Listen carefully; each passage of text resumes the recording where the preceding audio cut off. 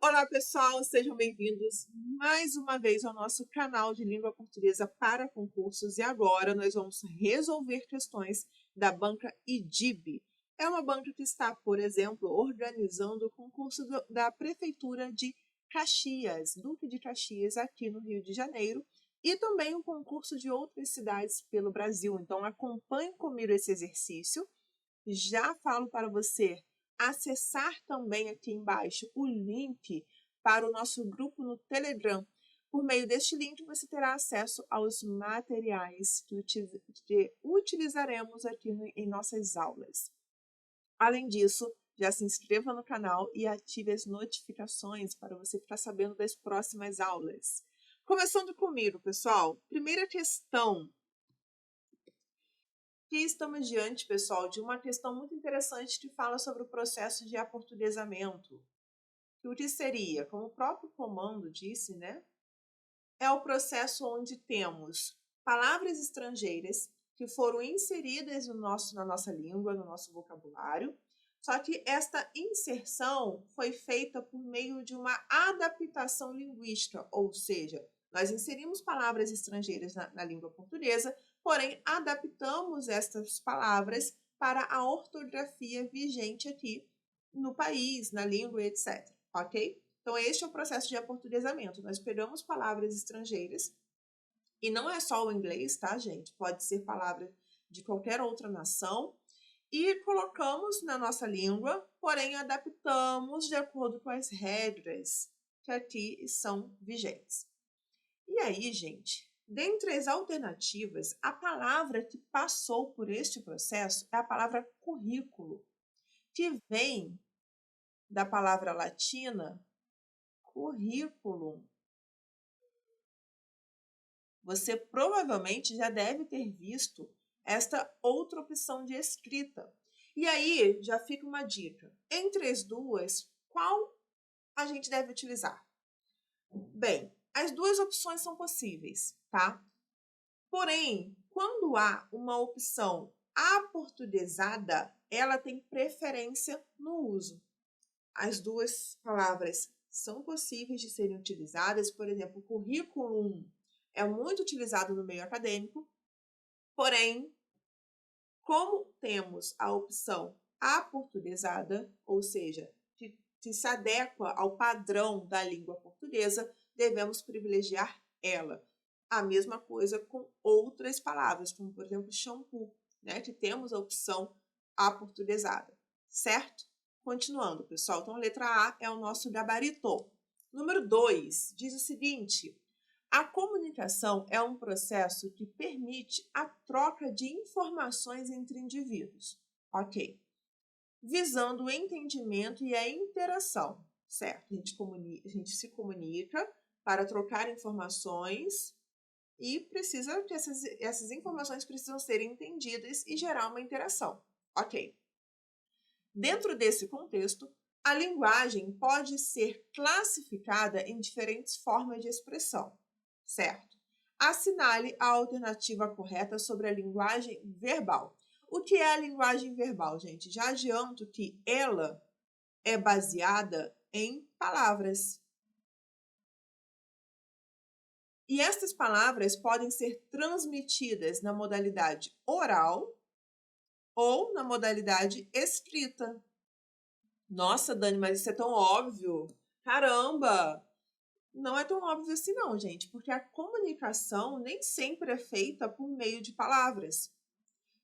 Se você dirige, constantemente você está diante de símbolos, né? Na estrada, no tráfego geral da cidade, constantemente você está diante de símbolos que representam mensagens e não necessariamente estão expressas ali palavras. Então, a linguagem verbal é com o uso de palavras, na modalidade oral ou escrita, para transmitir uma mensagem. Temos a opção também da linguagem não verbal, que, como eu falei, é a linguagem simbólica, onde nós temos ali a presença de símbolos, a presença de elementos visuais que transmitam a mensagem que queremos, não necessariamente com o uso de palavras.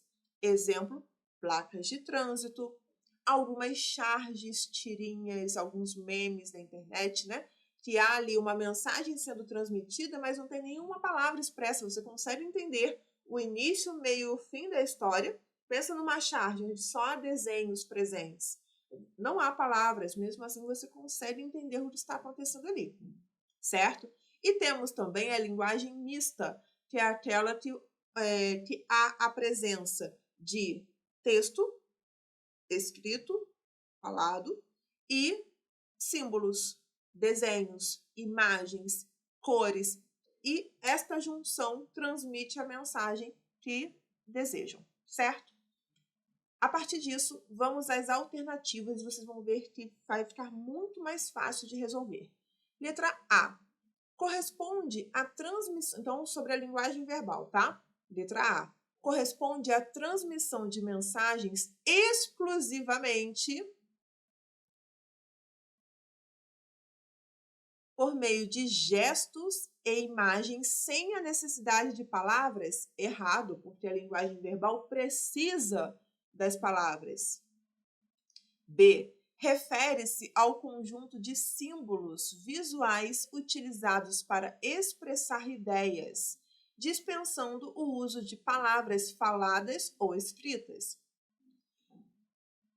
Conjunto de símbolos visuais, expressar ideias, dispensando o uso, não.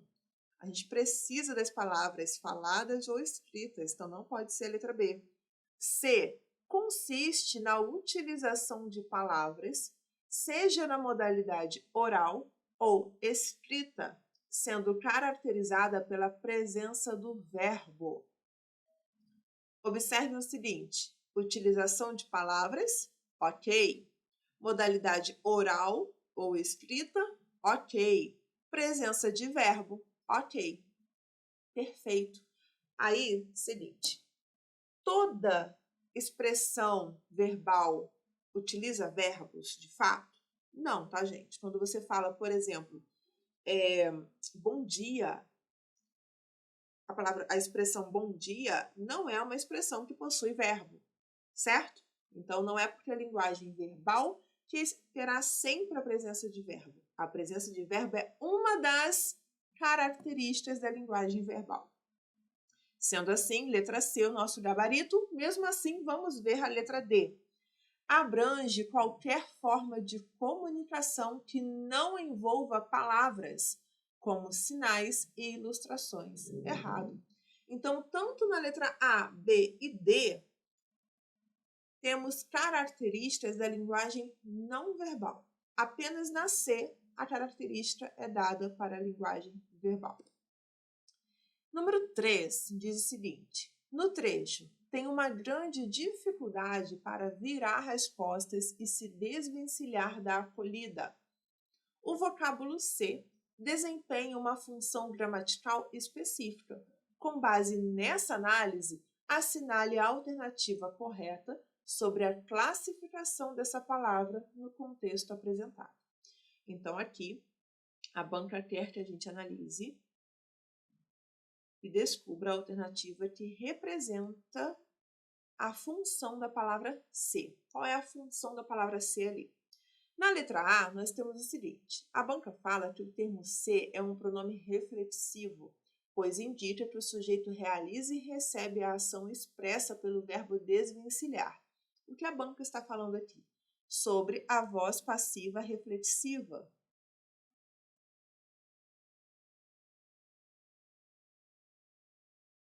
O que significa isso? Na voz passiva reflexiva, nós temos o sujeito agindo e sofrendo a ação ao mesmo tempo. Isso sempre acontece? Não. Na voz ativa, por exemplo, vamos supor que eu seja o sujeito. Peguei a caneta. Ou comprei a caneta. Eu estou agindo, certo? Estou agindo, colocando uma ação específica sobre a caneta. Agora, então, eu sou o sujeito agente, estou agindo ativamente. Agora, se eu falo, a caneta foi comprada pela professora. Desta vez, a palavra caneta é o meu sujeito. Só que ela é o sujeito agente, ela está exercendo a ação de comprar? Não, ela está sofrendo a ação de comprar. Então, ela é meu sujeito paciente. E temos também, aí tem voz passiva sintética, voz passiva analítica, mas temos também a voz passiva reflexiva. Perceba, na primeira opção que eu dei, eu era o sujeito que agia sobre a caneta, fazia a ação de comprar, certo? No segundo exemplo, eu dei, no caso, o exemplo da caneta sendo um sujeito paciente, ela sofrendo a ação de ser comprada. E no pronome reflexivo, aliás, e na voz reflexiva, é quando nós temos o sujeito agindo e sofrendo. Por exemplo, eu me machuquei ao fazer almoço. Eu me cortei ao fazer almoço. Ou ainda, eu me levantei da mesa e fui embora. Eu me arrumei para o trabalho. Em todas essas ações, eu exerci a ação em outro ser? Não. Alguém exerceu a ação sobre mim e eu sofri a ação apenas? Não. Eu fiz a ação de arrumar em mim mesma. Então, esta é uma ação reflexiva. Letra A, vejamos. A banca disse que esse C é um pronome reflexivo. Tem relação com voz reflexiva. Vejamos. Ele está alinhado com o verbo desvencilhar. Então, tem um ser que está exercendo a ação de desvencilhar. Ok? Imagina assim, Maria. Maria está exercendo a ação de desvencilhar. Ela está desvencilhando alguém ou ela está desvencilhando a ela mesma? Pela construção da frase, observe e interprete. Tem uma grande dificuldade para virar as costas. Vejamos, Maria tem uma grande dificuldade para virar as costas e se desvencilhar da acolhida. Ela está desvencilhando alguém ou ela está se desvencilhando? Ela está fazendo a ação com ela mesma, certo? E se a ação está sendo feita com ela mesma, se ela está fazendo uma ação nela mesma, é uma ação reflexiva, certo? Sendo assim, letra A é o nosso gabarito. De qualquer forma, vejamos o restante. Letra B. A palavra ser atua como conjunção integrante, introduzindo uma oração subordinada substantiva, objetiva direta e completando o sentido do verbo principal. Vejamos. Tem uma grande dificuldade de virar as costas e se desvencilhar da acolhida. Observem que aqui nós estamos diante de um período composto por coordenação. Temos a primeira oração e temos a segunda oração, cada uma delas representando informações específicas e sem que haja dependência sintática. Inclusive, aqui no meio temos a letra E, a palavra E, né, na verdade, que representa uma conjunção aditiva. E é uma conjunção coordenada, sendo assim, aquele C não tem condições de ser uma outra conjunção. Para que teria, né, duas conjunções diferentes, de classificações diferentes, de grupos diferentes, que exercem funções completamente diferentes, trabalhando ali juntas? Não faz o menor sentido. Nós estamos diante de um período composto por coordenação. São orações coordenadas aditivas. Então, letra B não é. Letra C, a banca diz o seguinte: o vocábulo ser tem função de índice de indeterminação do sujeito, pois o verbo desvencilhar está na voz passiva sintética sem sujeito definido. Gente, para começar, índice de indeterminação de sujeito é para orações com sujeito indeterminado. Quando o verbo está na voz passiva sintética, quando a minha oração está na voz passiva sintética, a palavra ser nós vamos chamar de pronome apassivador. São coisas diferentes. Aqui a banca deu uma misturada. E além disso, além de ela ter dado uma misturada, ela falou que a palavra desvencilhar, o verbo desvencilhar, ele está na voz passiva sintética. Para que isso fosse real, eu teria que ter esse verbo conjugado. ok? E não acontece, ele está no infinitivo. Sendo assim, questão errada. Letra D. O termo ser desempenha o papel de partícula expletiva, pois sua retirada não comprometeria o sentido da oração, funcionando apenas como reforço. Errado. Por quê? A partícula expletiva, ela de fato é um termo que reforça uma ideia ou um outro termo já dito antes na frase. Então, realmente, a função dela é reforçar algo. Sendo assim, a retirada deste termo, desta partícula, não prejudicaria o sentido da oração. Mas, em se tratando do trecho que a banca trouxe, haveria comprometimento do sentido. Por quê? Notem diferença na interpretação. Tem uma grande dificuldade para virar as costas e desvencilhar da acolhida. Aqui, esse desvencilhar da acolhida, nós teríamos dificuldade de entender desvencilhar o quê? Desvencilhar quem? Sendo assim, este ser ajuda a responder que quem está se desvencilhando é a própria pessoa e ela está fazendo isso com ela mesma. Por isso que é importante a presença desse ser, para trazer esse valor reflexivo, para a gente saber quem está fazendo e com quem está fazendo. Certo? Então, na letra D, não podemos retirar e não é partícula expletiva. Número 4, pessoal. No trecho, não quer ir embora, pois acha que será custoso voltar. Observa-se um período composto, ou seja, formado por mais de uma oração. Com base nessa estrutura sintática, assinale a alternativa correta sobre a relação estabelecida entre as orações. Gente, essa questão aqui é muito interessante. Observem que a banca já veio falando de termos um período composto, trouxe a definição do período composto. Vamos agora identificar quais são essas orações. Não quer ir embora, primeira oração. Pois acha, segunda oração. Que será custoso voltar, terceiro período, ok? Aí, nós temos aqui uma relação de coordenação e aqui uma relação de subordinação. Nesta primeira relação, nós temos a conjunção pois, que é uma conjunção explicativa, e na segunda oração temos a conjunção que é uma conjunção integrante. Como eu sei que é uma conjunção integrante, Dani, não um pronome relativo, por exemplo? Tente trocar esta conjunção pela palavra isso. A conjunção e tudo que acompanha a conjunção, troque pela palavra isso. Deu certo? Se deu, ótimo, é conjunção integrante. Por exemplo, não quer ir embora, pois acha isso. Deu certo, né? Então, é conjunção integrante, certo? Para ser conjunção integrante. Para ser pronome relativo, este que deveria estar retomando uma ideia anterior. E isso não acontece ali. Agora, a partir destas informações, primeira oração, segundo, terceiro, primeiro período, segundo período, terceiro período. O primeiro e o segundo estão coordenados, o segundo e o terceiro estão subordinados. Temos duas conjunções diferentes, uma conjunção coordenativa explicativa, a outra é uma conjunção subordinativa, que é a conjunção integrante.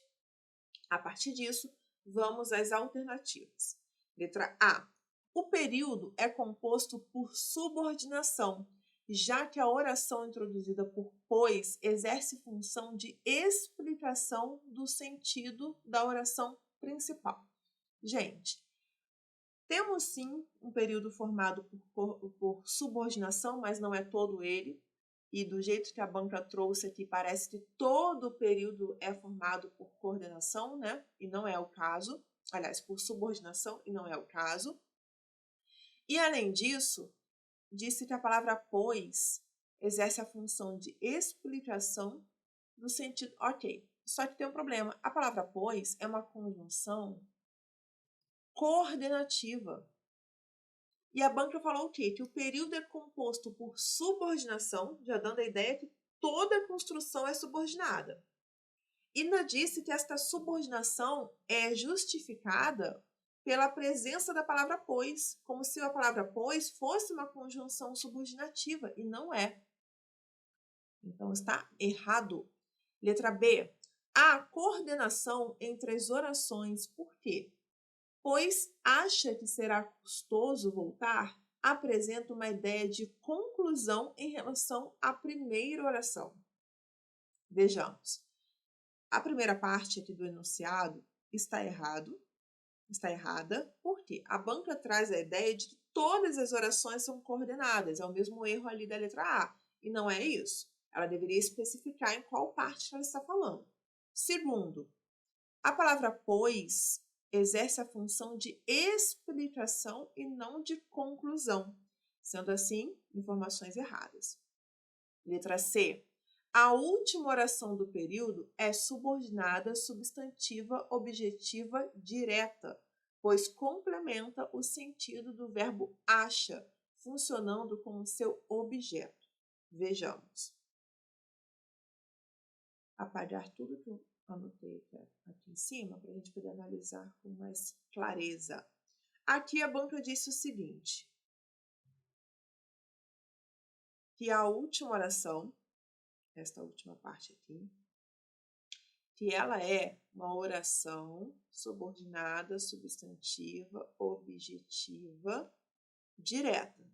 E que isso ocorre porque esta oração é complemento verbal do verbo achar. Aí, se estamos diante de uma análise de complemento verbal, a gente precisa analisar o verbo que está sendo completado, certo? E aí a gente analisa. Achar o quê? Ai, Dani, por que você perguntou o quê? Porque esta é a pergunta que a gente faz ao verbo quando queremos descobrir o complemento dele. Quem acha, acha alguma coisa. Eu achei o quê? Achei que será custoso voltar. Opa, faz sentido, né? Se quem acha, acha alguma coisa, e na hora que eu pergunto o quê, a banca me responde que será, aliás, a oração me responde que será custoso voltar, significa que este último período é, na verdade, o complemento do verbo achar. E aí é uma relação de subordinação, tanto que, como eu já falei lá no início, está sendo introduzida por uma conjunção subordinativa, que é a palavra que. Sendo assim, letra C, a princípio é o nosso gabarito, mas vamos ver a letra D. O trecho apresenta um período composto por coordenação assindética, pois as orações estão ligadas apenas pelo sentido e não por conjunções. Errado. Ai, Dani, mas eu ouvi meu professor falar que orações coordenadas assindéticas são unidas por meio da vírgula. E nós temos uma vírgula ali entre o primeiro período e o segundo período. Ok, mas aquela vírgula não foi colocada com o intuito de ligar as orações. Esta vírgula foi colocada porque a conjunção pois pede a presença dessa vírgula. Então, ela está ali acompanhando a conjunção pois. E a conjunção pois, por sua vez, está realizando a união entre o período 1 e o período 2. Certo? Sendo assim, a letra D está errada. Número 5. Considerando que dígrafo é um fenômeno caracterizado pela representação de um único som por duas letras, assinale a alternativa cuja palavra em destaque representa um dígrafo. Observem que a banca IDIB é uma banca que traz muitos conceitos no seu comando. Isso facilita muito na hora de resolver a questão. Porque se ela dissesse apenas assim, marque a alternativa em que o termo destacado apresenta dígrafo. De repente, você ali, diante da questão, ficaria confuso ou inseguro acerca do que seria um dígrafo. Então, até o momento, observem como a banca vem trazendo conceitos acerca daquilo que ela fala, daquilo que será cobrado na questão. Isso facilita bastante a gente na hora de resolver prova, tá? E aqui ela está falando sobre dígrafo, trouxe o conceito de dígrafo, que é quando nós temos um único som representado por duas letras, sejam letras diferentes ou iguais, e pede para nós marcarmos onde há presença de dígrafo. Vejamos. Letra A. Com beijos demorados segurando a maçaneta.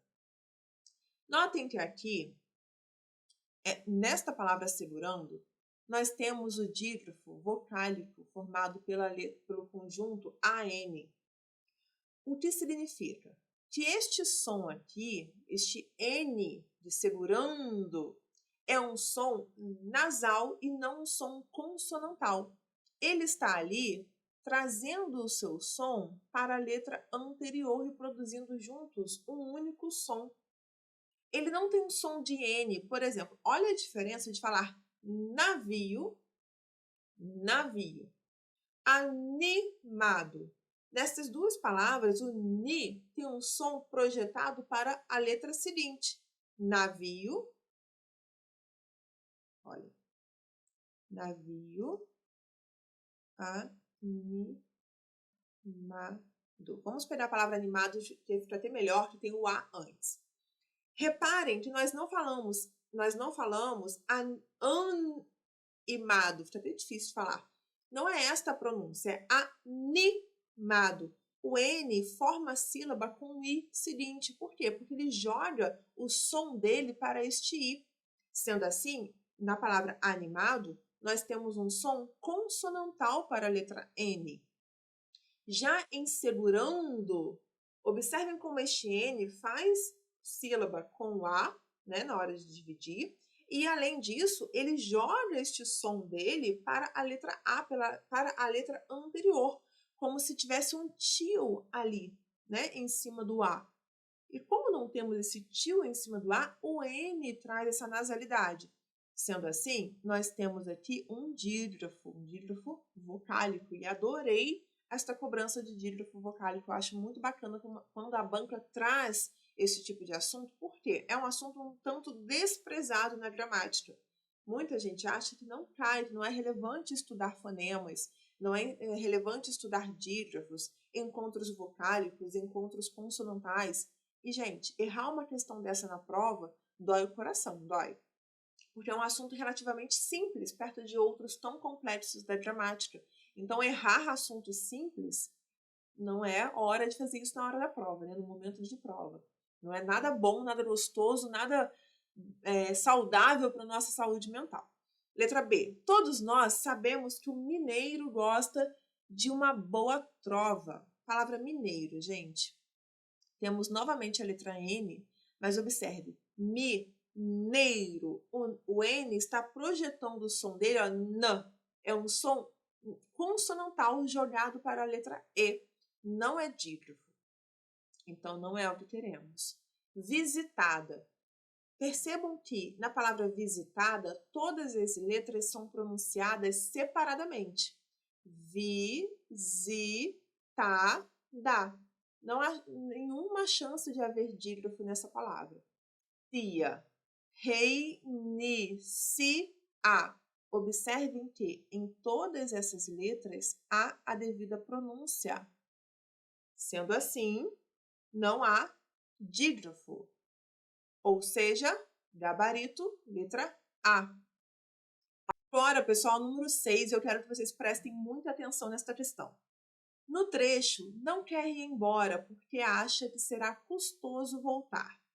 O uso do porquê foi corretamente empregado, pois introduz uma oração subordinada adverbial causal. Assinale a alternativa em que o uso do porquê também está correto. Pessoal, qual o principal problema aqui da número 6? É que a gente tem o costume de fazer a decoreba do uso dos porquês. E ok, né? Sobre o uso dos porquês é o mínimo que você precisa saber para se considerar um concurseiro. Agora, aquela decoreba do uso dos porquês para pergunta, para isso, para aquilo, é o suficiente para realizar algumas provas? Não. Aqui é um caso. Vejamos. A banca diz que esta palavra porque está sendo usada com o sentido de causa, ou seja, uma locução adverbial causal. E pergunta qual é a outra alternativa em que o uso também está correto. Quando a pessoa vai pela decoreba, ela vai observar o seguinte: o mineiro se despede várias vezes porque acredita que a conversa nunca acaba de verdade? Ela vai ver uma pergunta, vai ver o porquê separado, vai falar: ah, já tenho pelo menos um pontinho garantido porque é uma pergunta e porque está separado. Opa! Perfeito. Mas não é perfeito.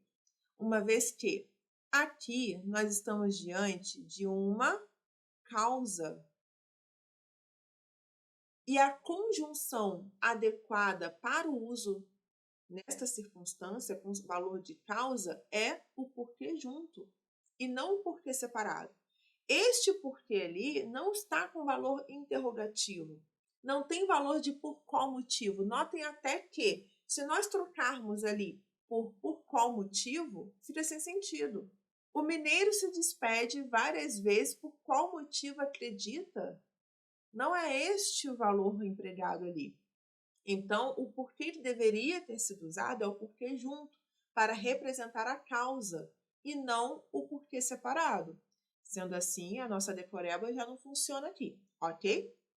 B. Será que o mineiro prolonga tanto a despedida porque teme não ter outra oportunidade de reencontro? Novamente, a decoreba não funcionando aqui. A pessoa olha e fala: ah, é pergunta. E pergunta tem que ser o porquê separado. Não, gente. Neste caso aqui, novamente, nós estamos diante de uma oração, né, com a ideia de causa. Se a ideia de causa, tem que ser o porquê junto. Então, por exemplo, esta construção da letra B está certa. Apesar de, se a gente analisar apenas pela decoreba, acharíamos que está errada, porque estamos vendo uma interrogação, já associamos com uma pergunta e já associamos que, se é uma pergunta, eu tenho que utilizar o porquê separado. Só que, neste caso, não ficaria adequado. Entraria ali no erro da letra A. Que na letra A, por exemplo, também temos uma oração com o sentido de causa e o porquê separado não tem esse valor de causa, então não cabe ali. Na letra B, nós temos uma oração com sentido de causa e foi empregado o porquê junto. Perfeito. Já é o nosso gabarito. Mesmo assim, vamos ver o restante. Letra C. Só o mineiro entende os caminhos porque passa para sobreviver a tantos encontros e desencontros. Aqui, o porquê deveria ser separado com o sentido de pelos quais, pelas quais, por quais. Só o mineiro entende os caminhos pelos quais passa. Então, seria o porquê separado e não junto. Qual é o porquê de um mineiro entender tanto a despedida? Aqui, gente, o porquê é aquele porquê substantivado que deveria estar junto. Sendo assim, também está errado. Letra B é o nosso gabarito. Questão número 7 diz o seguinte: trecho, nas lojas, o mesmo frenesi acontece. A concordância verbal com o sujeito foi feita corretamente. Considerando as regras de concordância verbal, assinale a alternativa que apresenta uma justificativa técnica adequada para essa construção. Observe, nas lojas, o mesmo frenesi acontece. A banca disse que a concordância está adequada e pediu a justificativa desta adequação. Vejamos, letra A. O sujeito da oração é o mesmo frenesi, um sujeito simples, singular, exigindo que o verbo acontece esteja também no singular para manter a concordância correta. Vejamos, a banca disse que o mesmo frenesi é o sujeito. Para a gente descobrir o sujeito, precisamos perguntar para o verbo. Quem? Quem acontece? E aí o verbo me responde. O mesmo frenesi. Então, o mesmo frenesi é o sujeito do verbo acontecer. E observe que, apesar de ter vários termos, é um sujeito simples, porque estes vários termos representam uma única ideia. Então, é um sujeito simples. E este sujeito simples está no singular. Então, assim, eu tenho um sujeito, este sujeito é um sujeito simples e este sujeito simples está no singular, o que faz com que o meu verbo fique também no singular. Letra A, super correta. Vamos ver o restante para a gente conferir que a letra A, de fato, é o nosso gabarito. B. A forma verbal acontece está no singular porque concorda com um termo preposicionado nas lojas, que determina o contexto da ação expressa pelo verbo. Não. Até mesmo porque nas lojas está no plural. Se fosse uma relação de concordância entre esses dois termos, nós teríamos que colocar o verbo também no plural. A expressão nas lojas é o nosso adjunto adverbial, expressa apenas o local, é uma circunstância que indica o local onde a oração, onde o frenesi, acontece. Sendo assim, é um adjunto adverbial de local e de lugar, e não precisa ter concordância com o meu verbo. Letra B está errada. C. O verbo acontece está no singular porque a oração apresenta um sujeito oracional? Não. Exigindo que o verbo permaneça na terceira pessoa do singular conforme a norma culta. Não, gente. Para ser um sujeito oracional, eu teria que ter um verbo ali dentro do meu sujeito. E observem que o mesmo frenesi, essa expressão, o meu sujeito, está sendo formado por nomes, por expressões nominais e não verbais. Sendo assim, não é a letra C. D. O verbo acontece poderia flexionar-se no plural para concordar com o sentido coletivo do termo frenesi, que, apesar de estar no singular, admite variação de número. Tá, admite variação de número. E justamente por admitir variação de número é que, caso estivesse no plural, nós faríamos a concordância do verbo no plural. Como ele está no singular, o meu verbo vai ficar no singular. Certo? Seria o mesmo que disséssemos assim, a palavra povo. O povo está descontente com o governo. A palavra povo é um coletivo, indica aí uma quantidade numerosa de pessoas.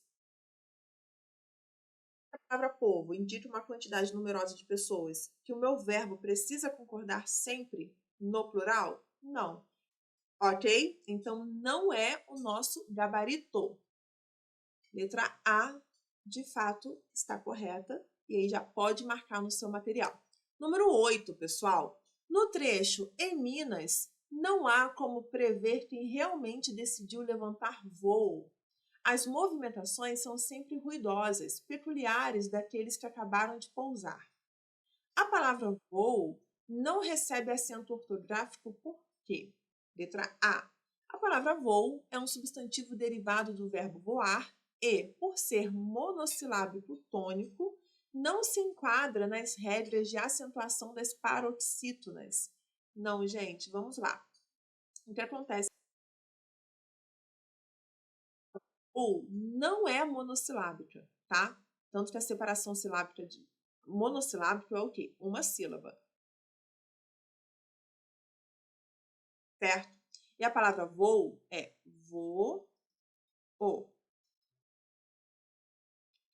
Só por aqui, a banca já está correta. Já está errada, perdão, tá? Não é monossilábico tônico, é, na verdade, uma paroxítona. E é uma paroxítona terminada com O. Paroxítonas terminadas com O não são acentuadas. E além disso, de acordo com a regra de ortografia que foi alterada há alguns anos, palavras com letras repetidas, como vou, creem, leem, não serão mais acentuadas. Sendo assim, a palavra voo é um substantivo derivado do verbo voar, ok? E por ser monossilábico, não é monossilábico, na verdade é uma paroxítona terminada com O. Então, letra A, errado. Letra B.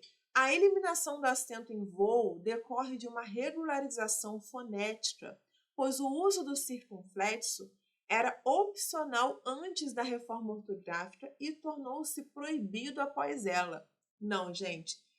Há, de fato, uma regularização, né? Houve uma padronização na nossa língua, porém, antes não era opcional, era regra o uso do acento. Agora, tornou-se proibido, mas aqui o erro está no opcional.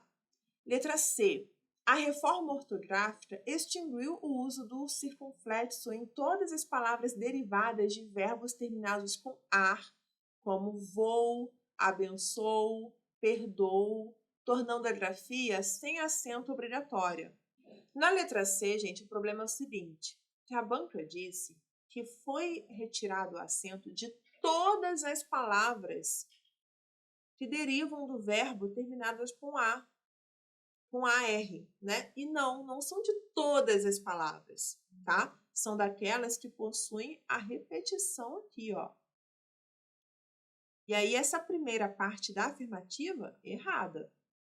Letra D. O Acordo Ortográfico de 2009 eliminou o acento circunflexo de palavras paroxítonas, terminadas com O, como voo e enjoo.